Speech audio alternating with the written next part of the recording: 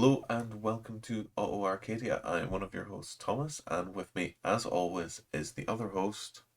It's Colin. How you doing, man? Yeah, I'm good. I'm good, thanks. What about yourself? I'm good. Car drama, extreme exhaustion, but I'm cool. But you're powering through. I'm powering through. Nice. Well,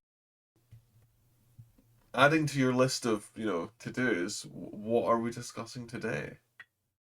So, we've been on a bit of a Swede speed bent of late. Like some of our last episodes of season one were crazy Swedes and their love of speed. Sort of winter Um, themed episodes. yeah, man. Well, I think today we tackle the ultimate king of Swede speed, Koenigsegg. Which I'm so on board for because I actually don't know very much about Koenigsegg. Like, I mean, I know it's Well, a fairly recent company in like car company terms and stuff, but not much beyond that. They used to be in one of the Gran Turismo games potentially, I think 3 or 4. yeah, that sort of rings a bell for some reason. So it does. Um, yeah. Do you know, I, I strike a chord with Koenigsegg. Like the entire ethos and how they work is just really cool. Um, well, I mean, they kind of started in the early 90s, and the guy who owns its name is just amazing. It's Christian von Koenigsegg. Um, and this Yeah, guy fair. is legitimately speed freak and engineering obsessed. It's really cool. So like founded in '94, Koenigsegg Automotive AB, and like Was it the just guy like that had it. purely from scratch? Like there was no like buying of any like existing design. It was just like one day he just put a flag in the ground and was like, right, this is my car company. Yeah, man, like that's it. Like it's just like I want to start a car company. I'm gonna get funding. I'm gonna start a car company. Fucking job done. There we go. I Um, mean, okay, fair enough, yeah. like I'm full. Like, how much would you love to have your own car company? You know, Aye, I do agree that does actually sound pretty great. it does. And Yeah. your own car company like this is like legit engineering porn. Like this is fucking insane.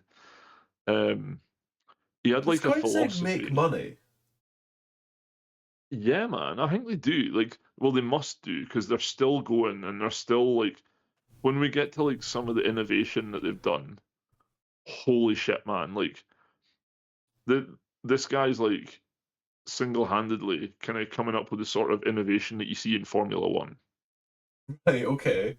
Like to drive the sort of R&D that we're talking here, like they must be making a fortune. And the cars are fucking expensive, so I would imagine so. They certainly are expensive. Can't say Yeah, it's been a while since I've looked, but yeah, I imagine they're. I mean, the special editions of all of these cars end up being like millions. yeah. Well, I mean, I don't think I've seen like certainly the newer ones. Like any that I've seen for sale are like 3 million quid starting price. It's like you're not like gonna buy one on a whim unless you're spenny like Prince of Dubai sort of money. Yeah, it takes big money to like impulse buy something like that. Yeah, like I'll just casually drop 3 million quid on an absolute toy. Yeah. Okay. So, but I mean, how many people are like that out there? Like, how many cars are they selling? I'd be curious to know that as well. Oh, I'm curious. I was curious about the production numbers of some of the Koenigsegg models, but I have now found a Wikipedia article. Ah, okay. So, wow, wow, the CC8S is rare. Yeah, You know, the first one they made, yeah, man. they only made 6. Yeah, that doesn't surprise me to be fair, because like they were a pretty acquired taste. Um, I'm gonna rein it back a little bit though, because Trying to get you're me back on jumping track. you're jumping a little bit ahead of my talking points here. Okay, sorry. No, it's cool, man. Like I'm fucking stoked that you're like fucking wanting to like find out more. Like this is really cool. Like this car company is fucking incredible. Yeah, I'm so up for this. So there's a philosophy that the Christian has at Koenigsegg, and he would rather invent solutions than buy them, Fair. which kind of spurs what they're doing on, and you're going to see that when we get to like what they've actually done. So the first car they made was in '96. It was the CC, and it was a prototype. They only made one, I'm sure, and it was like the first kind of Koenigsegg design language. Like that was like it's never really changed since this. Like there's been it's been very like 9/11ish. You know, you can see where Genesis was and like the evolution of it going forward. Yeah, certainly. And one of the early innovations they had was dihedral synchrohelix doors, which is that mad fucking like flipping in their own axis Oh yeah. So what? and They coming out. go out and then they pivot on the hinge point essentially. Yeah. So like that was like that's like a like they've kind of almost reinvented Lambo doors. These are the Koenigsegg doors, you know. Mm-hmm. Um, Yeah. No, honestly, like they're borderline more practical than Lambo doors. yeah, I mean like there's no like vertical restriction on getting in and out the car, and they also don't like shoot far massively forward. The only thing is you need a really wide fucking parking space for your Koenigsegg to get in and out of it with those doors. I suppose because, but like you just need a wide parking space for Lambo doors as well. They Yeah, not I come. mean They not pop out a little bit. they do a bit actually. I mean, to be fair, like when you see a Koenigsegg in the flesh, which I've never seen one, but I've seen photos of them next to other cars, like you need a fucking wide parking space for this fucking thing anyway. They are very wide. Yeah, I was thinking that in the background. Like they're pretty wide cars.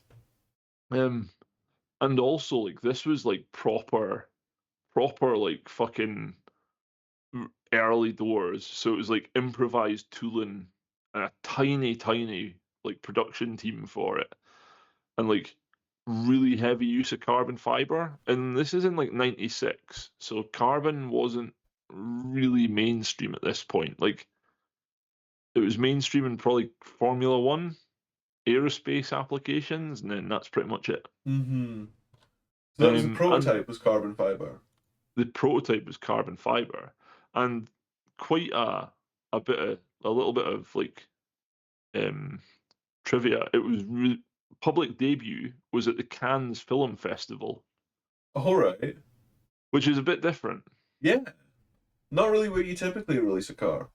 No, it's like, but like it kind of worked. Like it causes a stir, doesn't it? Totally. And when you're just starting your first car company, you kind of need to cause a stir.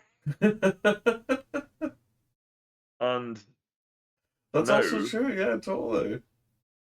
so now we're like production era, the early 2000s. I don't really have too much on the prototype because it's not really the most interesting, but like the interesting stuff's the stuff they actually made for production, Yeah, which was totally the one agree. you started us on, the CC8S. Yes. Now this was definitely in a Gran Turismo game. I'm sure of Yep, it. Or maybe a Forza. Not important. fair enough. Well, it's a very important car for Koenigsegg because it was their first production car. And in 2002 as well, when did the Bugatti Veyron come out? Can you remember? Ooh. I want to say something like, oh, 6? Right. But then again, I could be completely wrong. Let me have a very quick look at the old And 2005. Yeah, actually, I wasn't too far off there. there. Well, the McLaren F1 was the 90s, wasn't it? Mm-hmm. and I think the Jaguar XJ220 was the 90s as well. Mm-hmm. And in terms of like mainstream cars, I'm pretty sure this would have been rivaling the XJ220 for power, but this was 655 horsepower. Which is honestly pretty big numbers in 2002. Yeah, like that's why I was thinking, like, when did the Veyron come out? Because the Veyron's the one that made it go mental. Like everybody had to have 1,000 horsepower after that. Mm-hmm. But Set the bar just a bit higher. yeah, but then like the thing that made this mental was like it was a carbon monocoque, so it was light as fuck, and it's Targa roof as well, and everybody loves a Targa roof. Mm-hmm. And Agreed. so my research said it had the Guinness World Record for being the most powerful production car at the time as well. But I seem to remember that the McLaren F1 was about 700 brake, and it was definitely serialized production. So I'm not sure if that's right.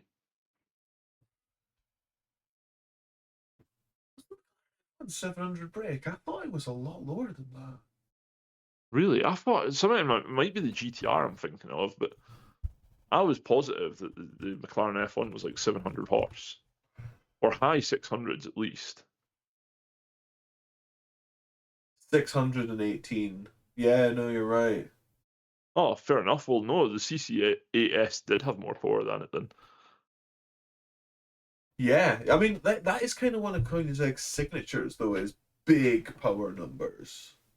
It is, and you know, so like up till this point as well, they were on Ford V8s, Mm-hmm. so they weren't using their Modular own V8. engines. That's the one. So like, I imagine this was a bit of a limiting factor for them here, because in 2006 they brought out the CCX, and this is the one where the Top Gear made it better. Top Gear redesigned the car. Oh, with the So little wing to actually give it a little yeah, bit of rear downforce. so the Stig crashed it. Top Gear said put a wing on it, and then Koenigsegg put a wing on it. Sorry, Top Gear said Koenigsegg put a wing on this and give us it back. They did it. They gave them it back. It returns and it set the fastest lap, Mm-hmm. which is quite something.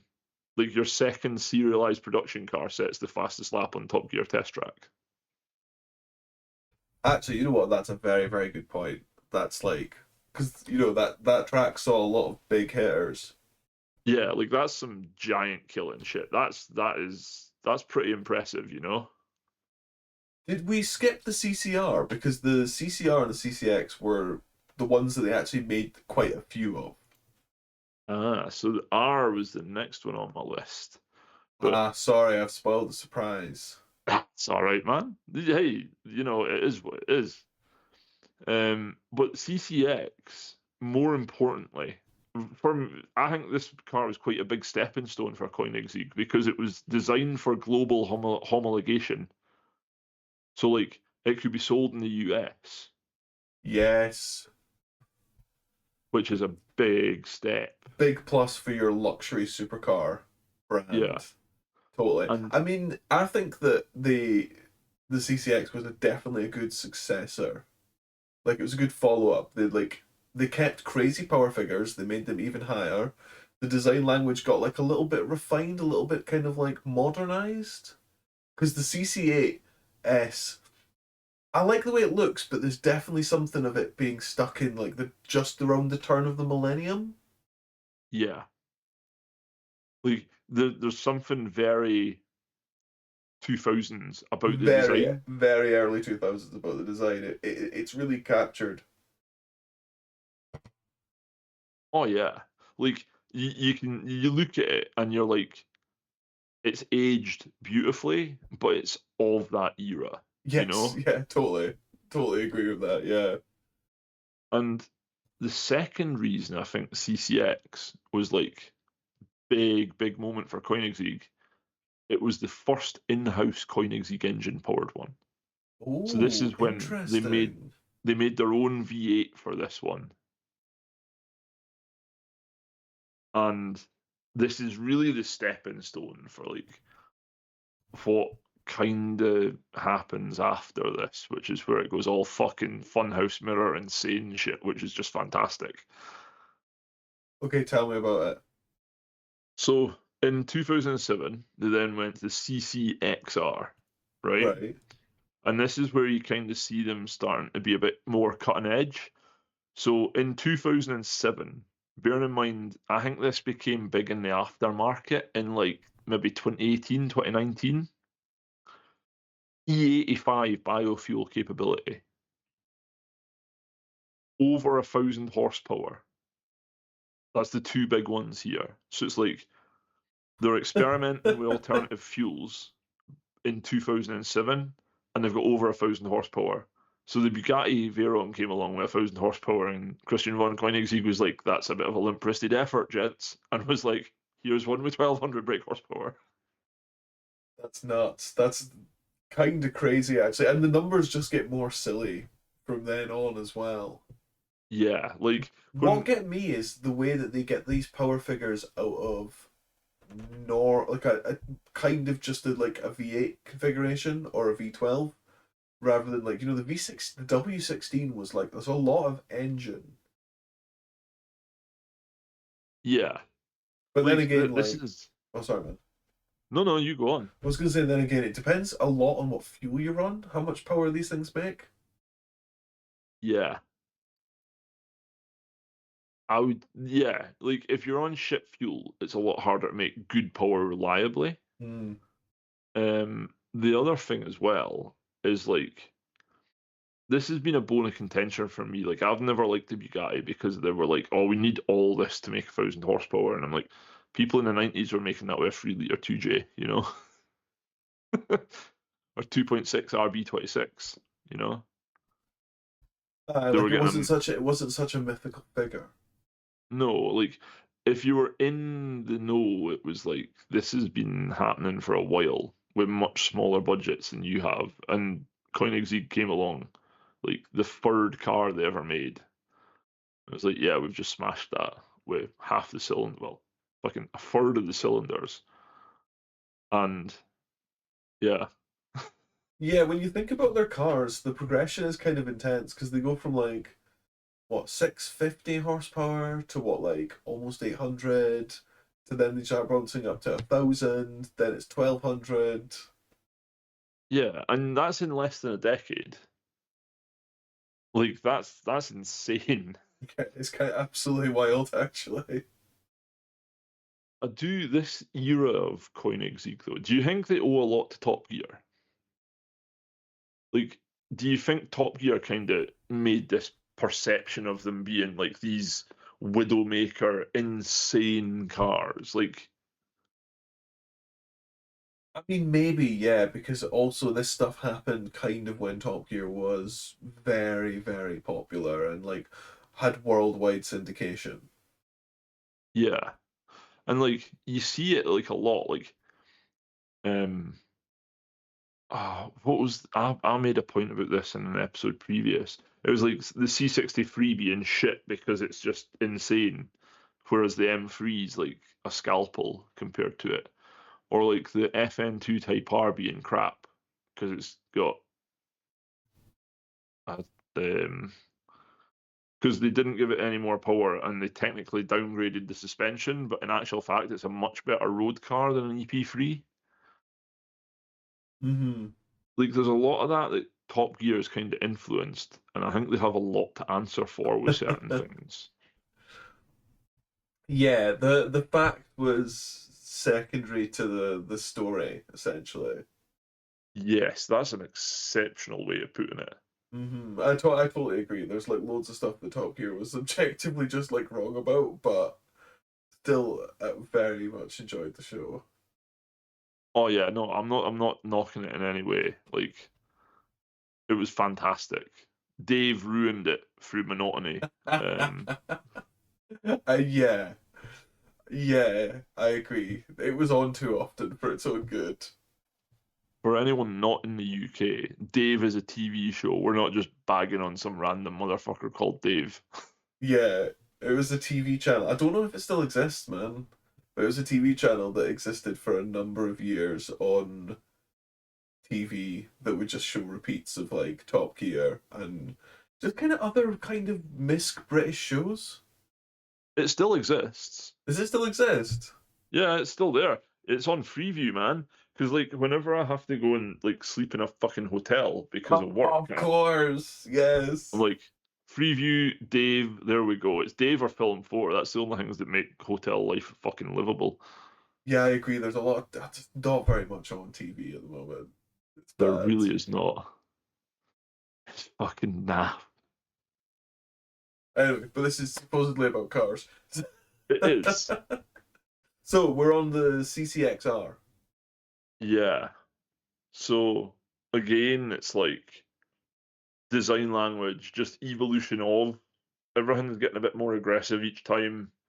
It's one of the very first like sustainability supercars as well with E85 fuel, you know? Mm-hmm. I mean they're like, we want this, but we're pushing to this. And it's like, fucking hell, this is insane, you know? It's really the start of the fucking unhinged lunacy for me. It's just like, wow, this is crazy. Was there anything like particularly unique about their in-house designed engine? Um, Because I assumed the on conversion to E85 wasn't that hard for them. well, E85, really all you're doing is changing your. You need bigger injectors because you need more of it compared to petrol. Mm-hmm. But then after that, really all you're doing is like altering your timing and stuff like that. So yeah, they basically it was called Flex Fuel. It was a development program, and it began with CCXR, Flex Fuel sports cars, and it continued right the way through. So it's still going with like the Jesco, which is one of the newer ones. Okay. Um, and they're also like there's loads of active development, like plug-in electric hybrids, next generation engine tech, um, lots of stuff that I'll get into when we do the tech that they've done. But Okay. like, yeah, man, it's just fucking. I've never really known a company to be like,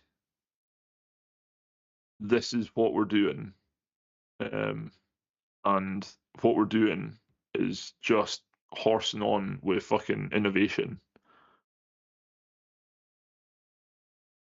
I mean, Just to make hypercars.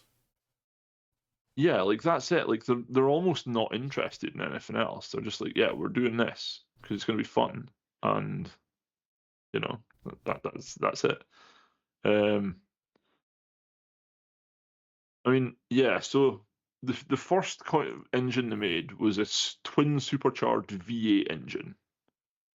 Okay, so it Four, actually had two superchargers. Was yeah, that one for each bank then? yes, I believe so. Maximum power was 806 brake horsepower. No, Nice. 795 brake horsepower, 806 PS. Um, a You wouldn't want for 4.7 much liter. more than that, really. Yeah, I mean it's pretty fucking gnarly, you know. Um, I mean, even when you look at that, like when it was made, like it was an all aluminium engine out of 356 aluminium. It was all heat treated. Um, it was specifically cast for Koenigsegg by a company called Granger and Worrell. They're a casting specialist with F1 experience in like drivetrain components and stuff. Okay, okay. It was tested, built, and assembled in, I'm going to pronounce this wrong, Angelholm production plant, which is like what their production facility is called. Mm-hmm. It was like properly fucking race derived tech as well. Like, I mean, you've already got that, which is like on par with Formula One components, okay? So it's Aye. But I a assume dry it's sum. built to some small tolerances. Precisely. Like this is like for a road going car, this is peak shit. Like, I wonder how Koenigsegg do on the reliability index. don't know. That's a very good question. To be Wonder if fair, that data even exists. bet it doesn't. Probably not. No. Um, I mean, it was a dry sump system as well, and the pistons were cooled by oil sprays so that it could run a higher cylinder pressure. It done 14 miles to the gallon.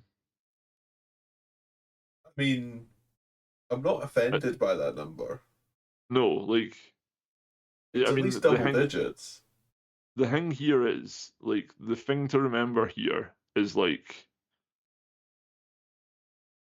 it's got 800 brake and 2 superchargers, and it's in a car that costs £1.5 million. You're not going to be fucking penny pinching on your Aye, fuel. totally. You're not doing an economy run in your Koenigsegg, are you? No, you're not. Um, Now the CCXR, which was the one that was the first flex fuel one, so it was the same engine essentially, but when it was ran on ethanol, the power increased to 1,004 horsepower. Which is wild. That's insane. Which is just class. Is the kind of pursuit of power, is it to just get that fastest acceleration time? Yeah, Like man. I that mean, constant acceleration? Because, like, that's one of the things about the Veyron, for example. When it starts to get towards full like chat, it slows down considerably in its like kind of rate of acceleration. yeah. Yeah, because like I mean, you get to a point where it's like it's almost like trying to like punch your way through a cake. Mm-hmm. Like the density of the air you're pushing against is getting so fucking high with the pressure in front of your car that you're like you get to a point where it's like swimming in treacle, you Yeah, know? totally. Um, but that didn't really ever stop them. Um, so the next one up on the list is the Agera, right? Yes. Now this is where it starts getting fucking mental. So triplex suspension is one of their innovations. Advanced aerodynamics, which to me just means it's slippery as fuck, but also has quite a lot of downforce. Mm-hmm. And then you get stuff like the dual clutch gearboxes, which admittedly is not anything special. Like I think Audi, Volkswagen definitely had their fucking DTC gearboxes at the time, but Mm-hmm. the Agera RS. So the Agera came out in 2010, right? And the RS became the world's fastest production car in 2017, and it set a record on a GPS verified two-way average top speed of 278 mile an hour. Wild. And its fastest straight line speed was 285 miles an hour. Um, That's really crazy. How much power does the RS have then? so the RS had there was options, okay? You could have Those it options. so you could have it with 1,160 horsepower, or you could take the special 1 megawatt option, which gave it 1 megawatts worth of power at 1,341 brake horsepower, which is fucking ridiculous. My car has a megawatt power. Nice. Yeah. Like, fucking wow. So early in its development, the car was fitted with a 4.7 litre V8, but instead of 2 superchargers, it had 2 fixed-vane turbochargers. Right. Okay. Um, but So then was it this the was first turbocharged car they've made? this was the first turbocharged one, to my knowledge. I bet the sound of Um, those CC X's is Amazing though, Insane. with two superchargers whirling away. Oh yeah. But Tom, it gets more mental. So Koenigsegg looked at that and they went, "That's a bit naff. We need to make this a 5 liter V8 instead." And the base power output at this point was 947 brake horsepower. And the engine only weighed 200 kilos, which I'm pretty sure the engine in your fucking 2 Series weighs more than that. Yeah, maybe actually. Um, so yeah, like, and it was also the first kind of time they really stepped up the gearbox game. So it had a 7-speed dual clutch transmission, and it was the first dual clutch transmission to only feature one input shaft. So the second clutch slows the input shaft down during upshifts in order to reduce the time it takes to synchronize the next gear, which gives it like faster shift times. And it only weighed 81 kilos, which is fucking ridiculously light. Like, some manual gearboxes don't even get that low. Mm. Like, that is fucking really quite something. And I've got some more stats for you as well. These are manufacturer claimed, so they're not verified. But 0 to 100 kilometers an hour. Do you want to take a stab? 0 to 100, so 0 to 60 essentially. I'm Yeah, gonna go with about like 2.7-ish seconds. It gets really difficult to get below that 2 second mark. 2.8 is manufacturer claimed.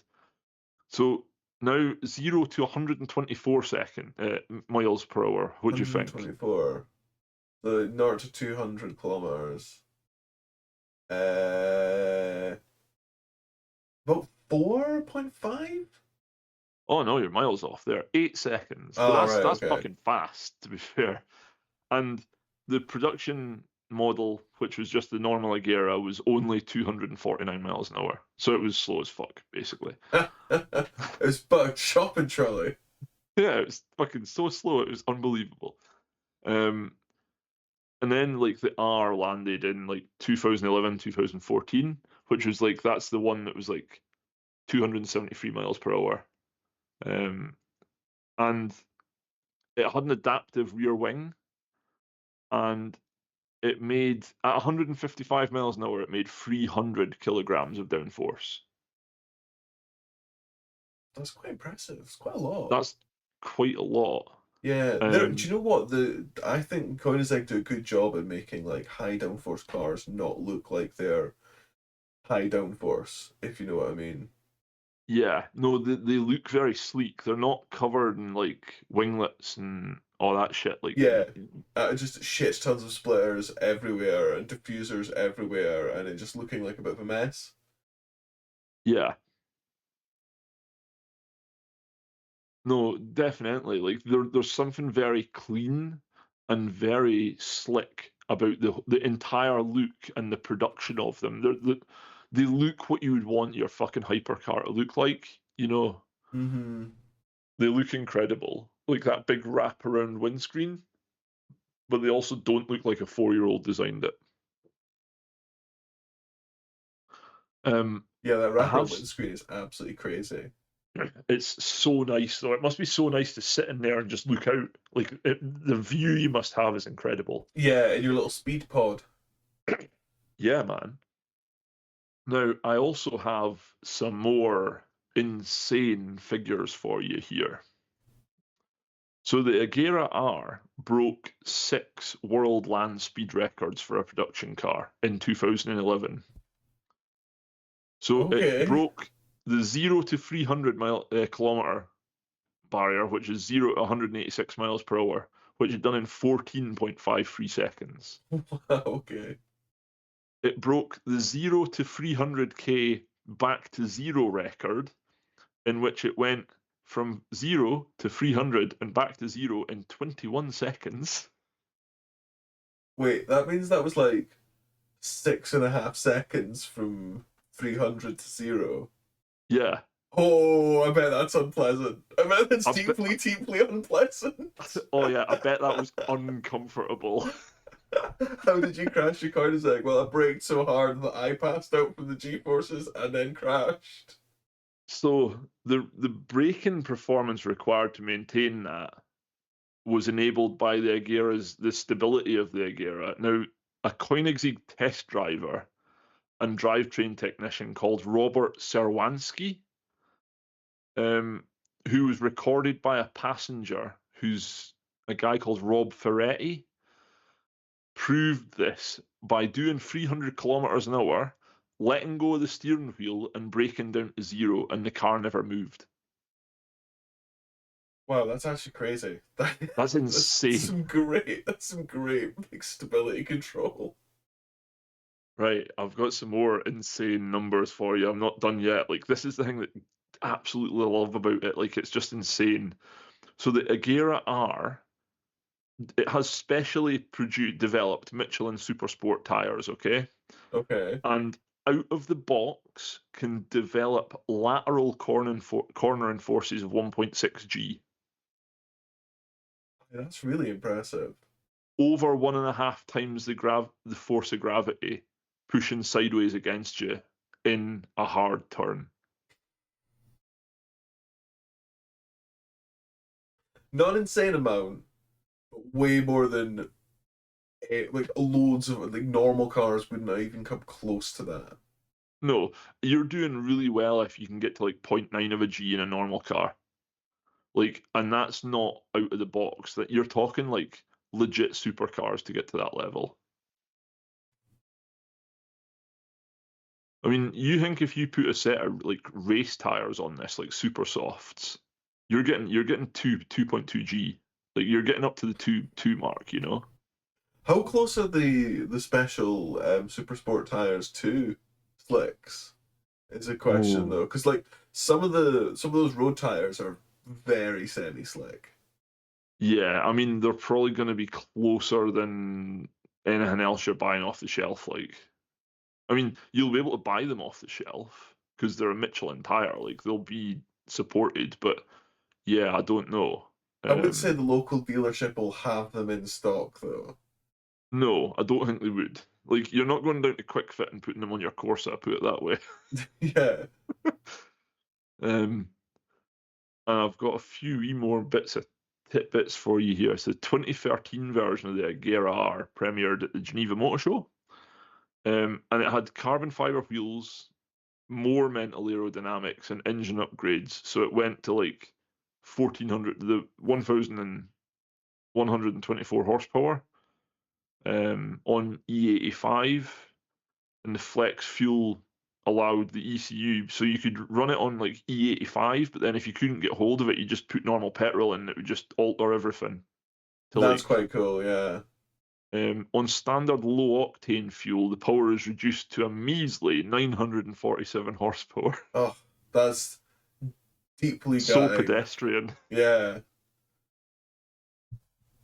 Um, Now, there is one more thing here that the Agera is one of, right? And it's the Koenigsegg 1, so spelled ONE, I and remember the then one. The one's cropped up in a lot of games. so it was the 1 1 is the name, right? And the name 1 1 comes from the power to weight ratio. So it had 1,360 brake horsepower, or PS, and it weighed 1,360 kilograms. That's quite impressive. Um, so the power mark there They is love their 1 megawatt, don't they? They love they one do. thousand kilowatts. Well, this is what they did. So they were like, the car has 1 megawatt of power, and Koenigsegg claims that it makes it the world's first mega car, which I fucking love. I think there's something kind of inherently silly about describing it as a mega. Like, could you imagine being like, "Come and see this, everyone. This is my mega car." Yeah, It's like they'd be but like, "You have a mega day then." you know what though? It is so fucking on brand. Like, it's absolutely on brand. Like, I'm totally for it. You Yeah, it's know? really cool. What a piece of kit! Like, what an absolute weapon. Oh yeah. Like, I, you know how like we both kind of. Well, I'm kind of more into my supercars. Like, I definitely have a Ferrari Superfast, for example, right? But you know how you're like, they don't really do it for me. Mm-hmm. You would have a Koenigsegg, wouldn't you? Yeah, like I also totally get the appeal of having that, like, if you've got, like, if you have the crazy money for like that absolute weapon, like I actually really like the Zonda R. Yeah, man. Actually, Like, that's cool. that thing's really cool because it's basically a race car. Like, and it's just a bit kind of silly and wild, but it's also hyper aggressive and hyper focused. So I could totally get behind like hyper focused kind of like for attacking a track kind of car. Yeah. No, definitely. Like, the R is just something else. It's like, oof. Like, I mean, I'm not a massive fan of Pagani's. Like, I never thought they really looked all that in a bag of chips. Mm. But the R, and what was the road going version of the R called? Was it like the C8? trick? Was it C8? No, wait, man, No, I'm it was thinking like the first one. I'm not. it was one of the very last ones. Like, it was like the Tricolore or something. Um, that for me was just like, oof, that's cool. Like, I would legitimately buy one of those if I could. Like, if Was I the had the R funds. based on the C12? Ooh, now you're asking. I don't know. I really don't know. Hmm. Neither I do. No, neither do I. I don't really know very much about Zonda, to be honest. We'll have to do one of these episodes about Zonda We next. might have to explore Zonda just to learn about it, yeah. Um, yeah, I think so. So there's one other car here, which is like the 2010s era Mm-hmm. and it's the Regera, The Regera. and it was a hybrid with a non-traditional gearbox. So it had what Koenigsegg call Koenigsegg direct drive, and it Right. had a twin turbo V8 with 3 electric motors. Okay. Um, and now Regera, I think you're going to really like what they did with this. So Christian Koenigsegg bought a Tesla Model S, the P85 Plus, like the fast one, Mm-hmm. and he was impressed with like the instant power delivery, and a few other bits and pieces. And he was like, the instantaneous response is something even Formula One cars can't really do with a traditional engine. Mm-hmm. So Koenigsegg was like, I need to do this with a traditional engine now. Um, so bearing in mind that he was impressed by a Tesla, and he named this the Regera, which means to reign or to rule in Swedish. It's a Swedish verb. Mm-hmm. So to rule Tesla. Um, Nice. they made 85 of these, I and they were can't pretty believe they much made all that sold. many. No, there wasn't a lot. They were like all sold as soon as it was like revealed. They were like everybody wanted them. Aye, but if you like, you think about how many cars they'd sold before this. Yeah, that's Like true. 80 of a single model is like Huge. quite a big number, yeah. So They did this make is it for like, 6 years. yeah, like there was a bit of a a lull in production, we'll say. Um, this is like where the fucking innovation really starts kicking in, though. So like they were one of the first to the gate with like 3D printing. Mm-hmm. So they printed like static components, like parts of the car interior that are under the upholstery, large electrical exhaust ports at the rear of the car, dynamic components like the turbos and stuff. they were like 3D printed using additive manufacturing with metals. Oh yeah. So like they managed to get better airflow through the turbos and achieve like a more complex inner housing shape. Like so like you're kind of seeing like the start of like organic nature-led design and 3D printing and additive manufacturing and stuff here. Mm-hmm. Which again in 2015, this is like so far ahead of fucking everyone else. It's insane. It is Like actually kind it's of wild, yeah. so here's the fucking so there's more mental numbers here, right? So it had the 5 liter V8 with the increased power flow from the turbos and stuff because of the manufacturing processes. So the total reported power is 1797 horsepower through the hybrid powertrain, right? Now, power at low speeds is filled in by the electric motors to give a maximum combined mechanical power output of 1500 horsepower. Wait, so mechanically, from internal combustion, it can do about 1500. No, that's total mechanical, so that's including the motors. So it's got a reported total output of nearly 1800 brake horsepower through a hybrid powertrain. But in general, the Regera's ICE engine generates power only at high RPM due to the fixed gearing Yeah. because it's only got one gear, remember? Well, yeah, was So that this not the point means of did the one not only have one gear as well? no, the one was a 1-to-1 power ratio. Oh, God, yeah, fair. It's a bit confusing the naming A little like bit, convention. yeah. But But so the then Regera only has one. Oh, yeah, okay, I get you. so then at low speeds, the electric motors fill in to give 1500 at low speeds, right? So the engine is rated to 1100 horsepower. But the flex fuel sensor can increase the power to 1500 brake, and it's rev limited to 8250. But then you've got 3 electric motors, which have a total of just under 700 brake horsepower. So you've got Mm-hmm. one 215 horsepower in motor that's on the crankshaft, and it acts as the starter, the generator, and supplies torque fill. Then Okay. you've got two 240 brake horsepower motors that are fuel shaft mounted on each rear wheel, which provide torque vectoring and manage the traction. Okay.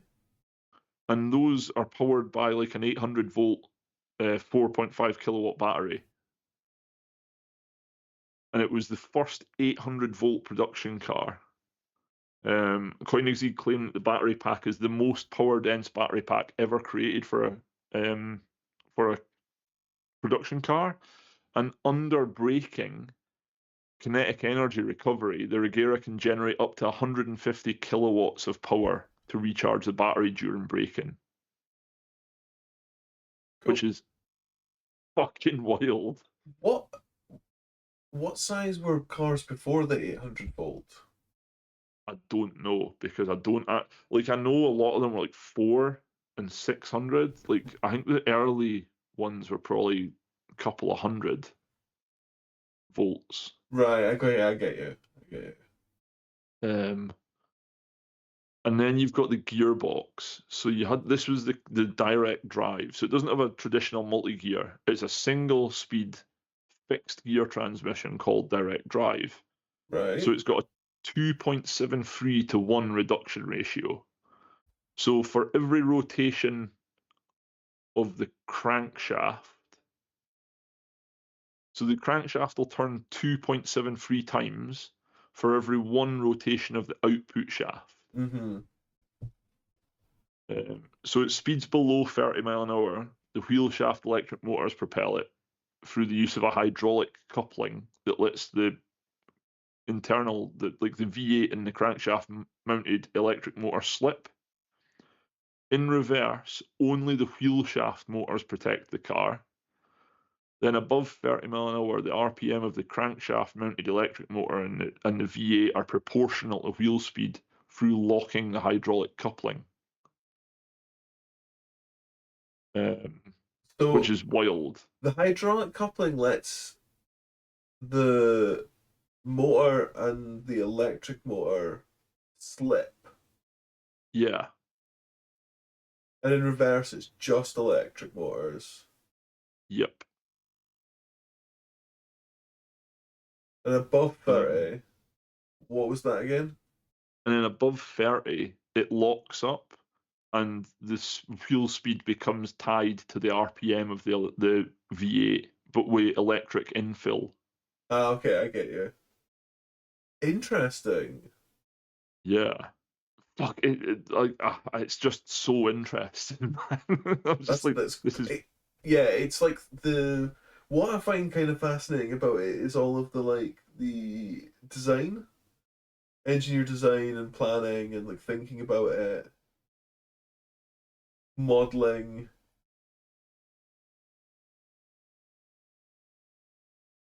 yeah, like everything about it is just it's almost like form follows function, and it just works. Um, like even the suspension's fucking wild. So you know an anti-roll bar. Yeah, It's a U-shaped bar that connects your two struts to 2 points on the body, and it connects the two sides of the car together. So they used a special Z-shaped anti-roll bar that only connects to the body at one point,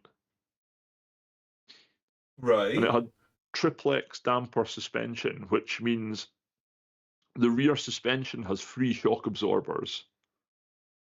right. So essentially, there's a single shock absorber there just to manage squat and dive under acceleration and heavy braking. Uh-huh.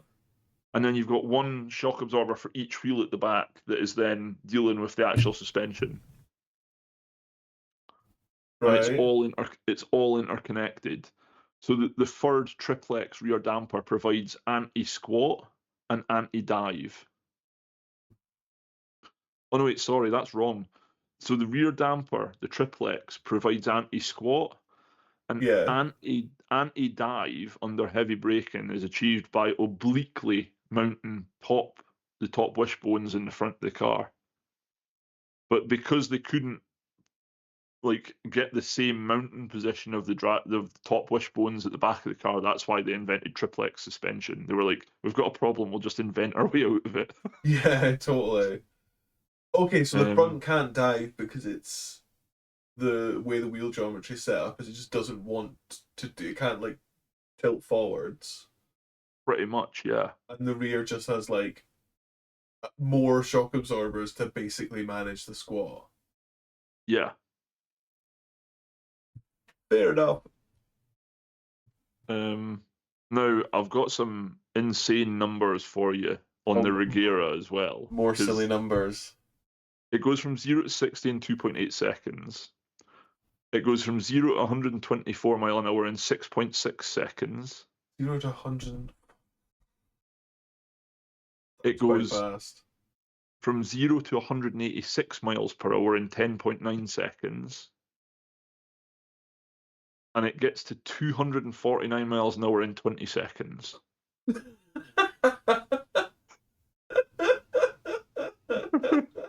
Which is fucking wild. That's ridiculous. I'd Um, love to see a race between a car with a 20-second 0 to 60 time up to 60 and that up to 300 to what was it? 250 mile an hour essentially in 20 250. seconds. Um, and they claim that the acceleration from 93 miles per hour to 155 requires only 3.9 seconds. Wow. That's also Um, incredible. Like, it really does feel like Koenigsegg just want their cars to be like power on demand, like instantaneous power. and Yeah. constant power as well. That like you accelerate at pretty much the same rate no matter where you are. Well, yeah. Like, and I kind of like that. Like, that's cool. Um, you know how they had the world record for 0 to 300 to 0. Oh, did they break that? Well, yeah, but they broke it even better. So they went from 0 to 400 to 0. What, in a faster time? Yeah, Get and away. so they went from 0 to 400 to 0 in 31.49 seconds. What was That's the time from 1.8 400 to 0? from 400. So hold on. So what was it? They went from 0 to 400 in 22.87 seconds, and it took them just over a kilometer and a half. And then they decelerated to a controlled stop in 8.62 seconds in less than 500 meters.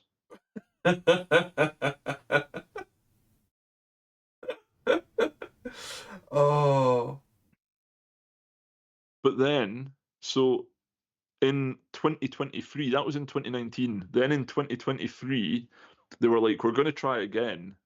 And they went from 0 to 400 to 0 in 28.8 seconds. 0 to 300 to 0. No, 0 to 400 to 0 Oh my god. in almost 4 seconds quicker than they did in 2019. I don't honestly don't have words for this. This is just silly. It's It, fucking wild. it's really cool and genuinely amazing, but it's also very silly. There's like this kind of surreal element to some of these numbers.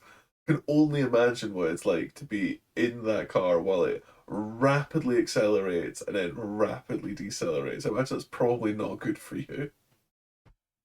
But you kind of want to know, don't you? You I'm want to curious, yeah, of experience it. course, of Uh, course. yeah.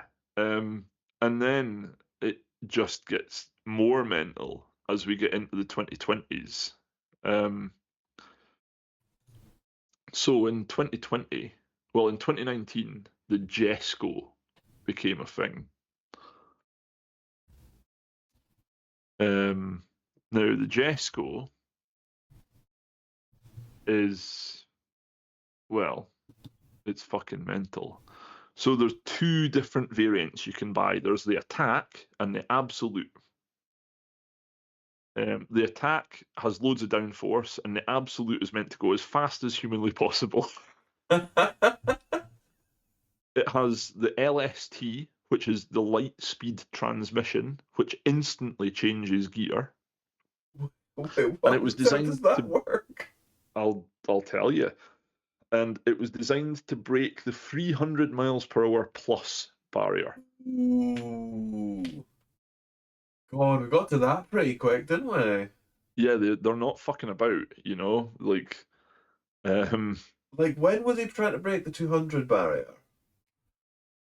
in the 2010s, and by the time they get to 2019, they're like 300's the target. So in less than a decade, they've added another 100 mile an hour. Yeah, I think being generous, you could say in 2 decades, there's cars no like realistically targeting 300 mile an hour. Yeah, That's crazy. it's wild. Um, so the Jesco, there's the two variants of it. There's three variations. There's Sadir's Spear, Absolute, and Attack. But we'll start at the engine because that's where the fucking fascinating shit is. So they were like, all the previous cars had 5 liter. We're going to put this one to 5.1 liters. Okay. It has a native power output of 1280 brake horsepower now, and if you put E85 in it, it's 1600 brake horsepower. Um, Numbers, man, these numbers. are fucking insane. And the Lightspeed transmission has 9 gears, and basically you've got an input shaft with 3 fixed gears, which is mated to a secondary shaft, with 3 fixed gears to the output shaft with 3 clutched gears. So essentially what you've done is every single gear almost has its own clutch, right? Okay. The whole gearbox weighs 90 kilograms. And the shift time ranges from 20 to 30 milliseconds, Oh, that's really impressive. that's insane. Yeah, that's Um, that's fucking nuts. and it has an overdrive mode called Ultimate Power on Demand that will skip directly to the optimal gear depending on user input rather than downshifting or upshifting sequentially. So if you're in fifth and you plant it and it needs to be Mm-hmm. in second, It'll 20 jump to second. milliseconds like that into second, Holy shit. which that's wild. Yeah, no, that's crazy. Their gearbox stuff is really impressive. It is. And I mean, but I mean, it's always progressing, man. Like, this one's limited to 125 units. So, like, the Rivera, the Regera, sorry, they made 85. This one, they're doing an extra 40 units, which is Mm. quite something. A really good sign as a bespoke supercar maker is to make more supercars. Yeah, man. Definitely. Like, it's fucking, yeah. Now, the different variants. So the Jesco Attack, the high downforce one, generates 800 kilograms of downforce at 155 miles per hour. That's what they claim. And at 171 miles per hour, it's 1,000 kilograms of downforce. It does And seem to have a stonking great wing on it. yeah, And I assume that's front and back combined downforce too. yeah, man. Like Like that's total. whole car Well, downforce, yeah. but at its top speed, it creates 1,400 kilograms of downforce. And it lapped Laguna Seca, which is a track we're both quite familiar with through the Mm. miracle of video games, in 1 minute 24.86. It does feel quite fast. That is fast. Excuse me. Actually, thinking about it, yeah, at top speed it generates more downforce than it weighs. Yeah, that's wild. Which is quite wild, yeah. Now there's the Absolute, which I think is the one that we're gonna be most jaw dropped with numbers here. So the drag coefficient's 0.278, which is low. That's low. And it's estimated by the manufacturer to have a top speed of 500 kilometers an hour or 310 miles per hour. But the theoretical top speed is between 330 and 350 miles per hour. Is that theoretically from the gearing? Yes. So it's only one madman with a laptop away from doing 350 miles per hour. That's pretty wild. I mean, there's places you can test these things. There is. Nevada Salt Flats, for one. Absolutely. And then there's another one called Sadeur's Spear. And it's a high performance variant of the Jesco, because apparently the other two aren't very high performance. I like how they call that the high performance version. Yeah. So it's named after Sadeur's Spear, which was a horse which Jesco von Koenigsegg had in his final race when he was a jockey. So was Jesco von Koenigsegg related to Christian von Koenigsegg? Yes. Now, this is designed for extreme track performance, and it produces 1,300 brake horsepower or 1,625 when running on E85. and has advanced aerodynamics, lightweight carbon fiber, monocoque chassis, the light-speed transmission, and yeah. On the Gotland ring, it's faster than the high downforce one, which is the Jesco Attack, by 1.1 seconds, which is quite something. And it only does 224 miles per hour, so it's making loads of downforce. And I'm they're, gonna have a little look and see what the Gotland ring is because I don't recognize it. I don't either. And they're only making 30 of those. Oh, it's interesting. Fun little What's island. that? Ah, I really? imagine that's Scotland. Yeah, it is. The one of Um, the islands in between, like Sweden and like Estonia, Latvia kind of area. all right. Hmm, that's quite cool. Pretty cool, yeah.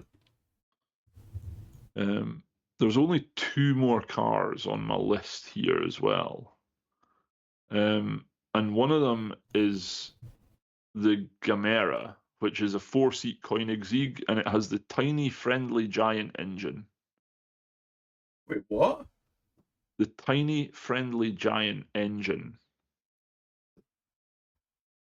which is so it's a 2-liter, three-cylinder, twin-turbo, camless engine. So it uses their free valve technology, which is pneumatic, hydraulic, or electrically actuated valves instead of having a camshaft. Mm-hmm.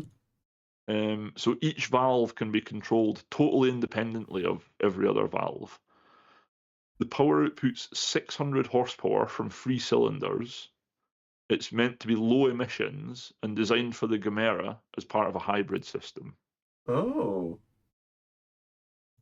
And the free valve technology is fully variable valve timing, lift, and duration. No camshafts, like I said, it's pneumatic, hydraulic, or electrically actuated. Mm-hmm. It means it can deactivate cylinders, it can run in the Miller or Atkinson cycle, it can do ultra lean burn, and it can like damn near instant response. And it improves power, torque, emissions, and efficiency all in the same, all in the same stroke. It's just the the ultimate flexible engine. Yeah. Is that the solution to improving efficiency of internal combustion is to we'll computer control everything. Well, yeah, I would say so. It's like that's the way to go. Um, and the last car on my list is the CC850, which is a tribute to the CC8S, their first production car. Oh yeah. And it has an gearbox on it, which they call the Engage shift system, Right. which is a manual that can on the fly run as an automatic. Okay. Wait, Um, so I assume it's a flappy paddle sequential manual. no, it's a manual gearbox, like a true gated shifter manual, Right. right? That transforms into an automatic. So it's the light speed transmission we were talking about before. Mm-hmm. So it's almost got a clutch, like it shifts instantaneously. It's got an actual clutch pedal that's real. It's not simulated. So you actuate the clutch by pressing the pedal, and then you change gear by moving the shifter. But then if you tell it to, it'll just run in automatic. What happens to the shifter? It'll just stay still. Okay.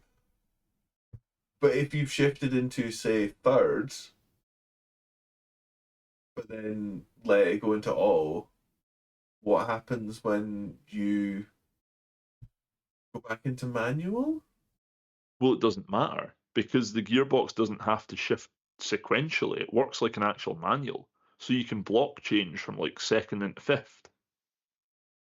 Yeah, totally. I was just wondering. I assume that like thinking about it, it will just like speed match nicely. It won't let you manually downshift from like say fifth into third if you're absolutely going for it.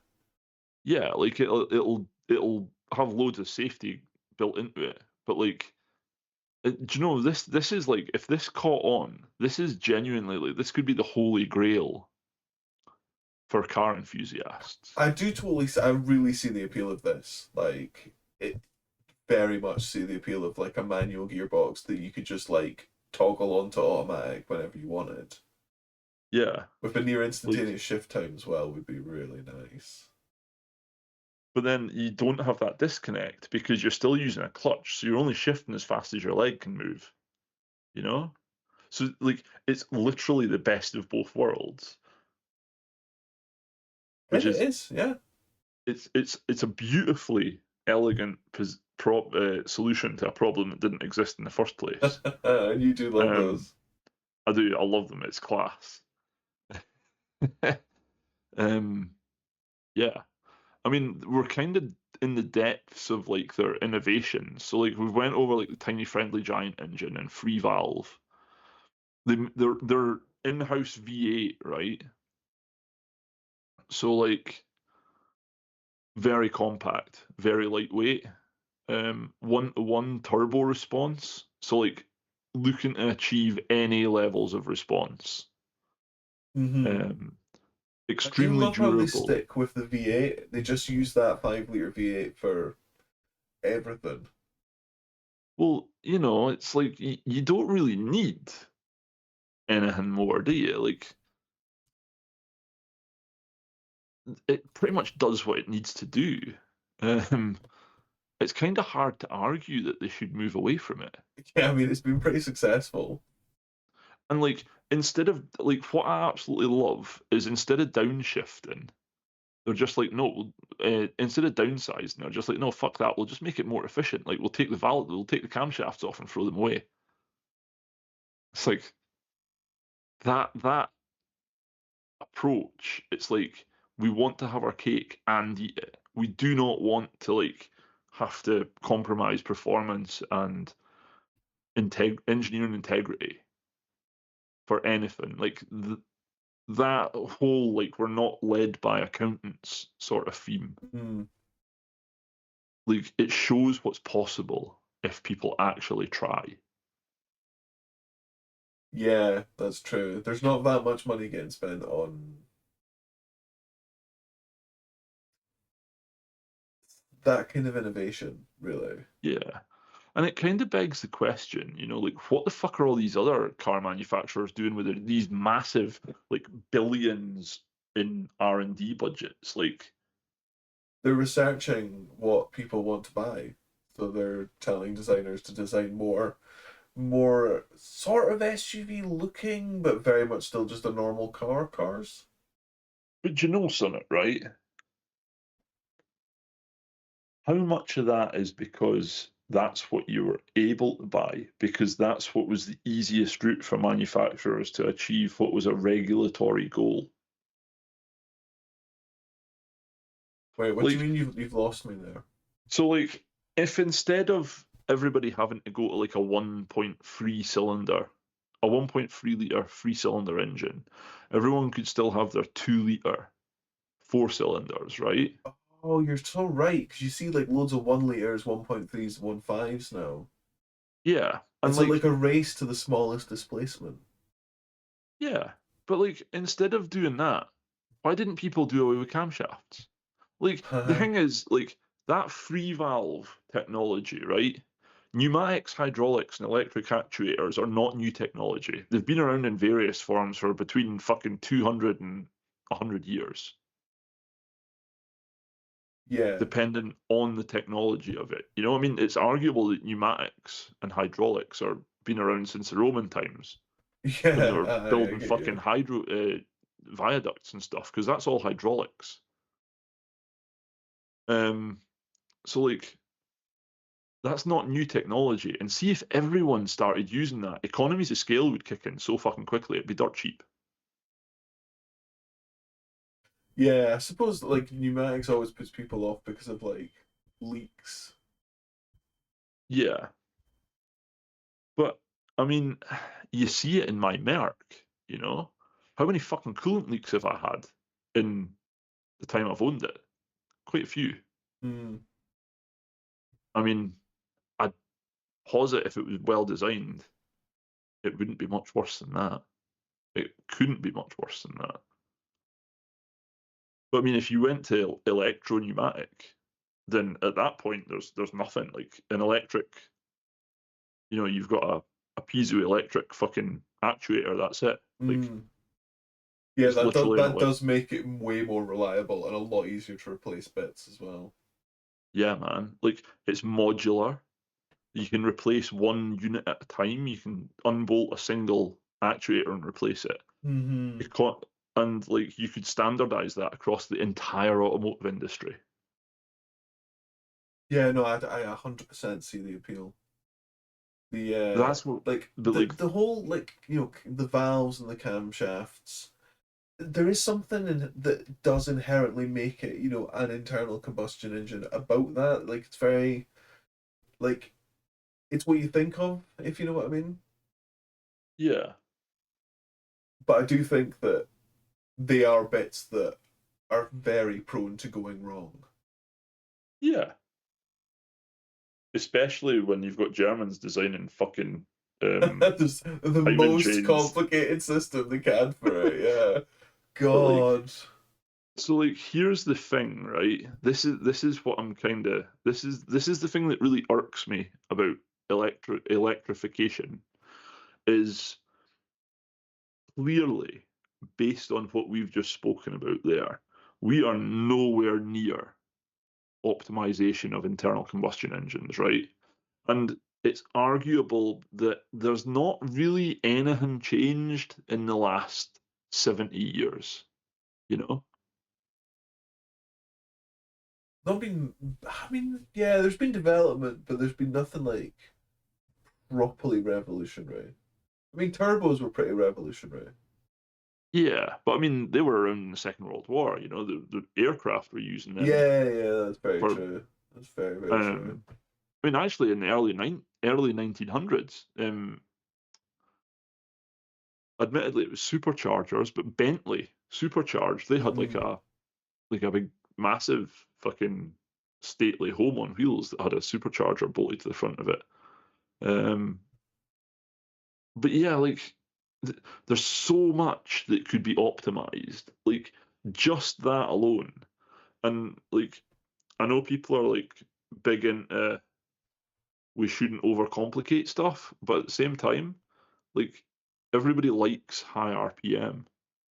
If you do away with the rotating mass of your crankshaft of your camshafts and all the linkages that you have going to your crank from there, that's a lot of rotating mass you're dropping. Like Mm-hmm. you're increasing your RPM potential massively. You absolutely are. It also removes an area you need to oil as much. Yeah, I mean, it's you're almost removing the oil need entirely at that point. Like, there's no need to have oil in the head.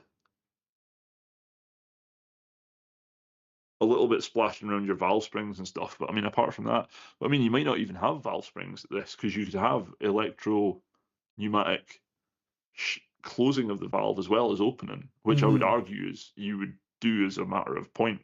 Because why would you keep a mechanical linkage there that you don't need? Yeah, totally. The whole point is to like remove any mechanical parts of the process. Yeah, totally. Uh, but yeah, like that kind of, I don't really have much more. I mean, there's the triplex suspension, so a third horizontal damper connecting the left and right wheels, controls squat under acceleration, reduces the need for stiff spring rates, and it improves stability at high speed. Mm. Um, and then the doors, which are a rotating forward swinging door.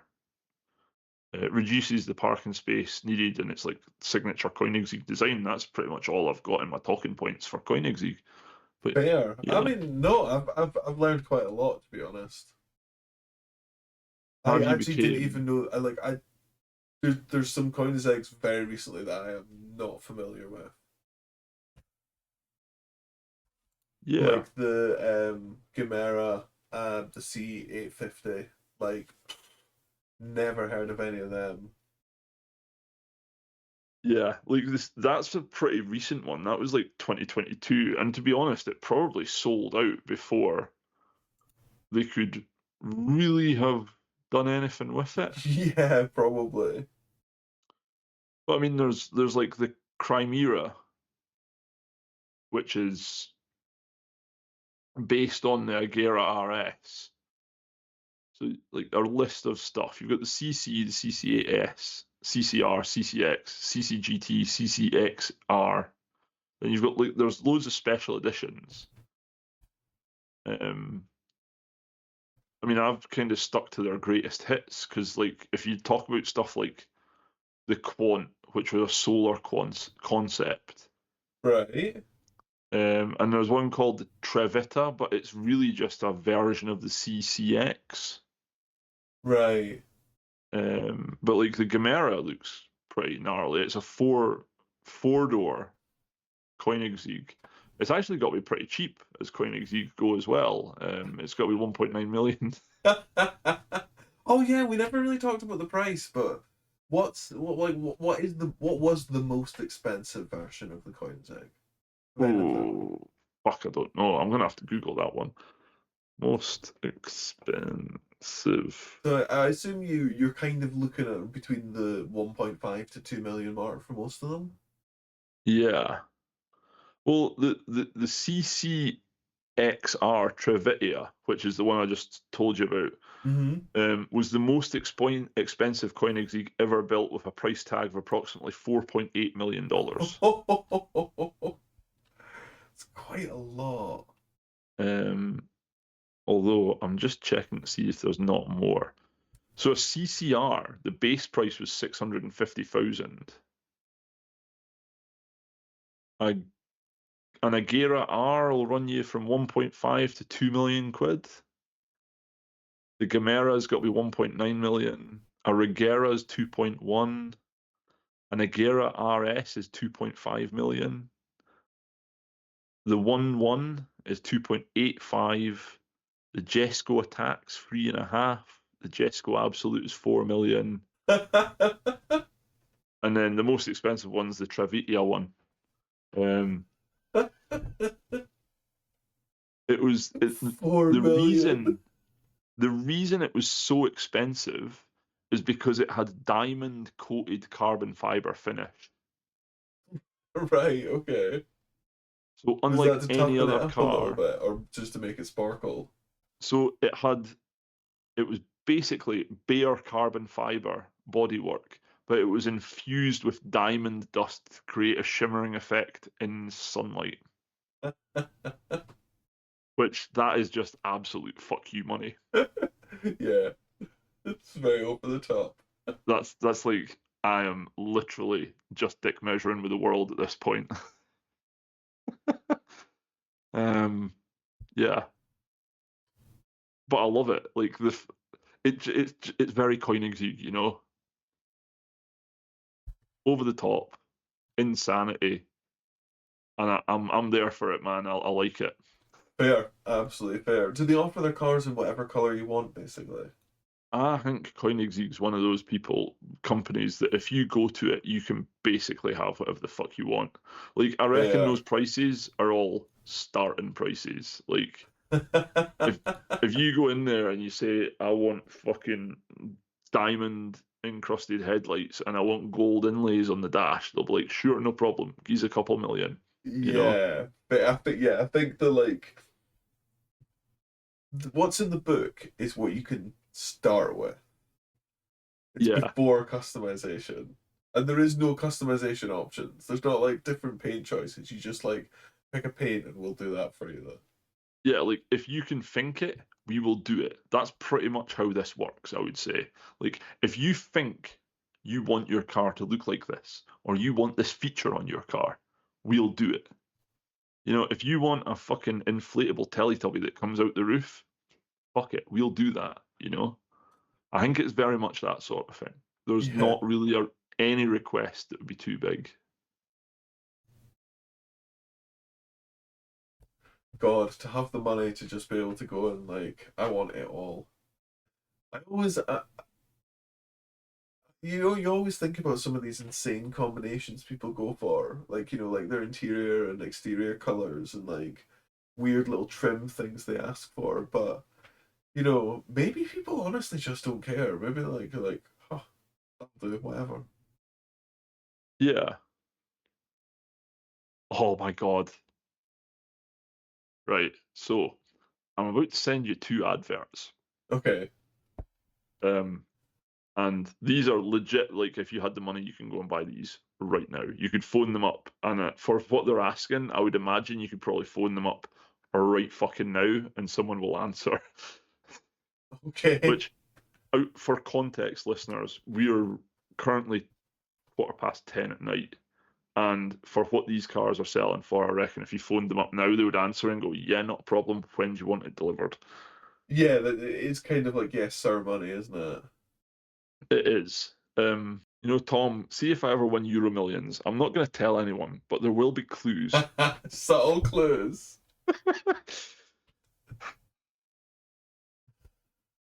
You know how I keep saying I'm going to buy a fighter jet Yes. when I make millions? I'm not anymore. I'm going to buy a Koenigsegg. Honestly think that's a better buy, man. Genuinely a better buy. I love how it's just got an unknown. 2025 unknown. Yeah, like it's so fucking rare that it's left-hand drive though.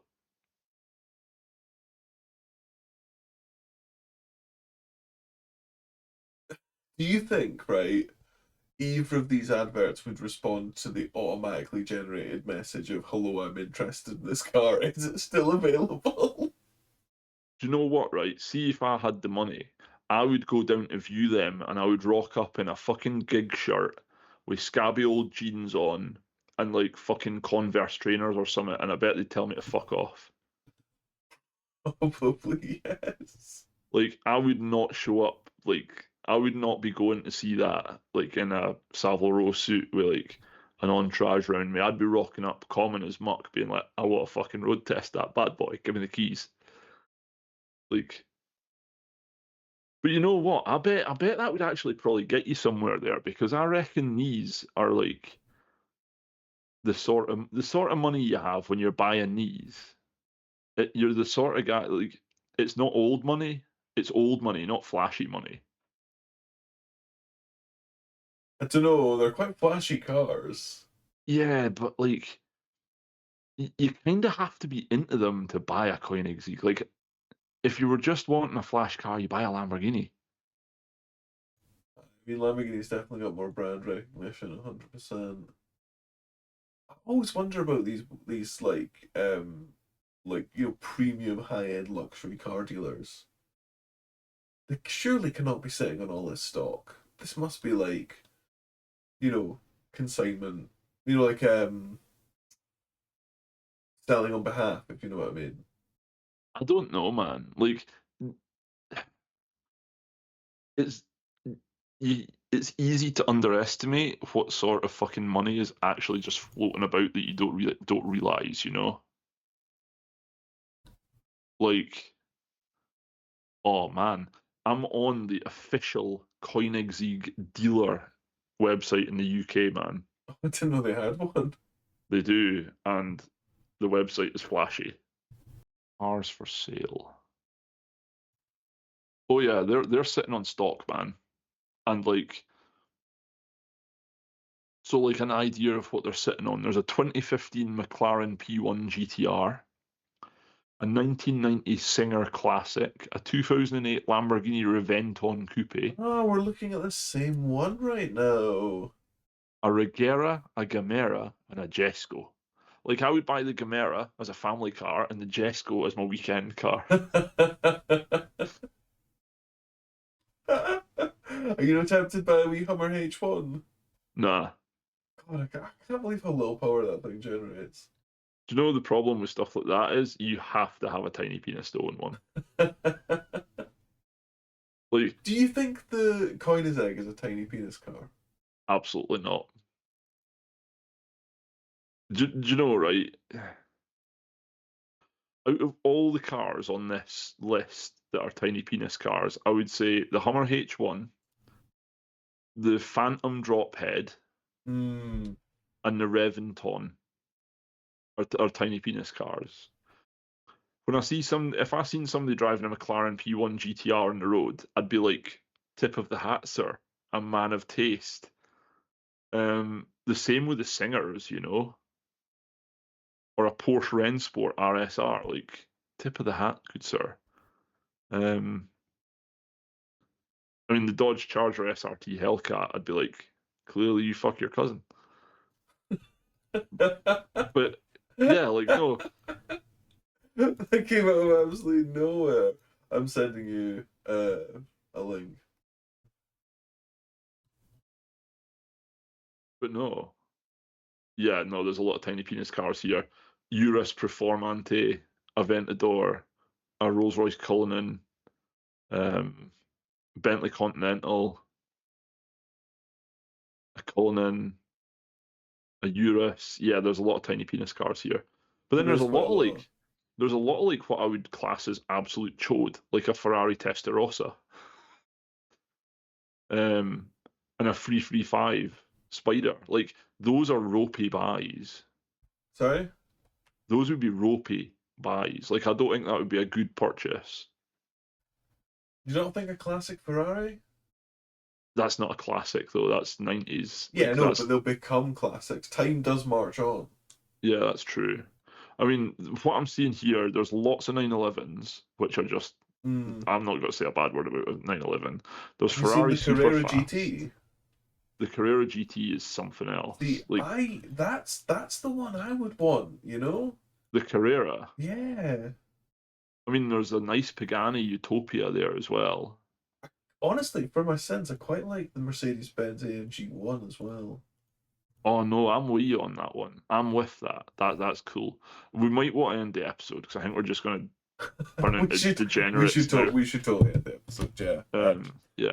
So do you want to do a little wrap up or anything like that?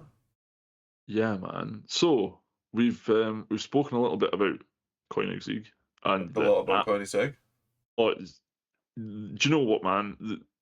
I had a rough idea of it before we did this episode because obviously I'd done the research for it and stuff, and like just the eye swiveling lunacy is Yeah. chef's kiss. Like there's I mean, so much. Go on. I was gonna say I'm mostly really impressed with like the kind of level of innovation that they put in. It's not Yeah, just like they make supercars and that oh like they borrow a V8 from here and then they maybe develop their own chassis and suspension kind of geometry to put it in and design and then they like off you go. It's now we build all our own stuff. yeah. It's not like Bugatti, for instance. Like there's a certain substance to like a Koenigsegg Jesko for me. Like the engineering behind it gives it the substance, and then it's like the absolute lunacy on the absolute purity of drive and like what they're trying to achieve, like the purity of focus, Purposeful, yeah, totally. purpose. That's it. Purity of purpose is just fucking like that's a statement, like you know. Yeah, I totally agree. Yeah, no, I mean, actually, I've learned quite a lot, and I feel like I quite like Koenigsegg now. Like I was a bit ambivalent before, but like I see the appeal. They're cool. Yeah, like there's something about them. It's just like oofed. I'd have a bit of that, like. Aye, there is an appeal for sure. But yeah, so yeah, folks, that's Koenigsegg. If you like what you've heard, give us a like, a share, and a subscribe, and feel free to drop some comments and let us know your thoughts. And aye, have a blether.